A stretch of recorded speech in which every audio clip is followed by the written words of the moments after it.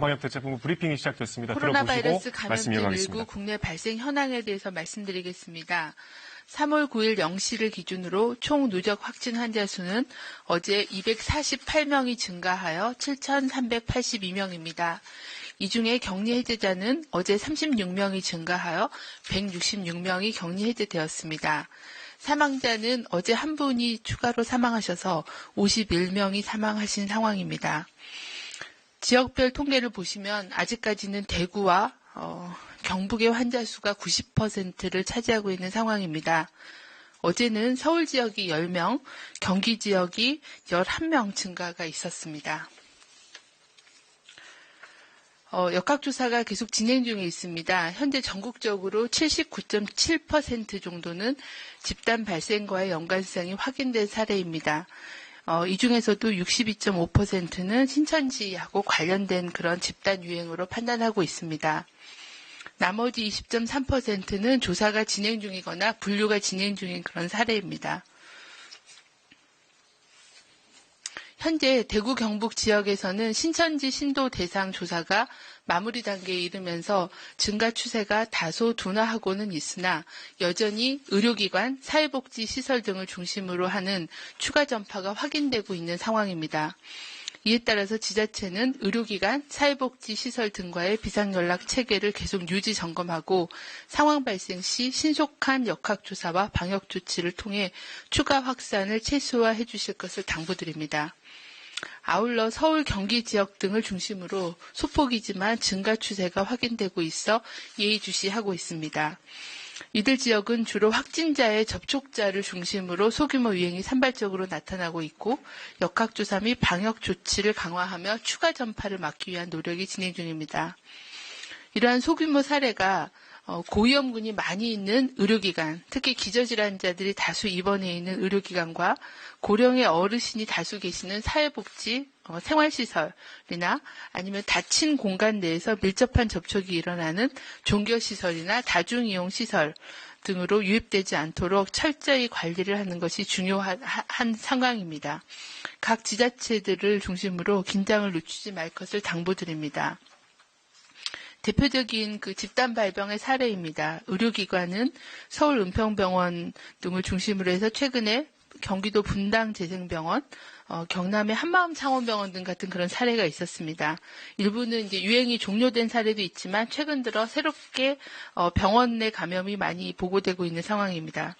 사회복지시설도 요양원, 실버타운, 재가센터 같은 그런 고령의 어르신들을 돌보고 있는 그런 사회복지시설에서의 발생이 보고되고 있어서 특히 고령이시기 때문에 시설 내에서의 전파로 인한 그런 사망의 가능성, 우려도 커지고 있는 그런 상황입니다.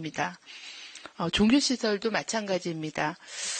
최근에 줌바댄스라고 알려진 천안의 운동시설을 통해서도 밀폐된 실내 공간에서의 그런 시간 공유로 많은 환자가 보고가 되고 있는 그런 상황입니다. 이들 그 의료기관과 사회복지시설, 종교시설, 다중이용 실내시설에 대한 예방 조치와 정확한 그 신속한 역학조사 조치가 필요한 상황이라고 말씀드리겠습니다. 최근 임신부에서 코로나19 감염 사례가 7명 정도가 확인이 되었습니다. 코로나19 확진 시에 임신부하고의 관련돼서는 아직까지는 정보가 많지 않고 근거가 부족한 그런 상황입니다. 그러나 주로 호흡기 계통에서 비말과 접촉에 의해 전파되는 코로나19의 특성상 임신부에서 혈액이나 기타 출산 과정 등을 통해 태아로 전파될 확률은 낮은 것으로 학계는 알려져 있습니다. 하지만 임신부는 다른 일반 성인보다는 고위험군이기 때문에 면밀한 그런 모니터링과 관리가 필요한 상황입니다. 또한 어린이들의 코로나19 감염 양상에 대한 관심도 여전히 높아지고 있습니다.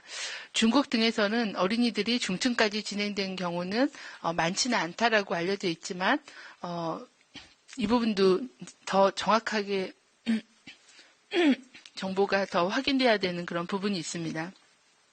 우리나라에서도 10세 미만의 환자는 66명, 0.9%가 확인되고 있고 대부분은 감염된 부모와의 접촉을 통해서 감염된 걸로 확인되고 있습니다. 이 중에서는 중증으로 이완된 사례는 아직까지는 없는 상황입니다.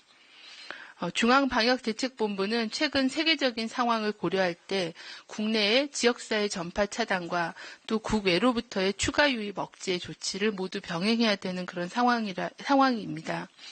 현재 우리나라를 제외하고 총 96개국에서 10만여 명의 환자와 3,700여 명의 사망자가 발생했습니다. 세계보건기구에 따르면 현재까지 지역사회 전파가 발생하고 있는 국가는 총 53개국이며 최근에는 이탈리아, 이란 등에서 지역사회 전파 및 집단 발생으로 환자 발생이 급증하고 있습니다.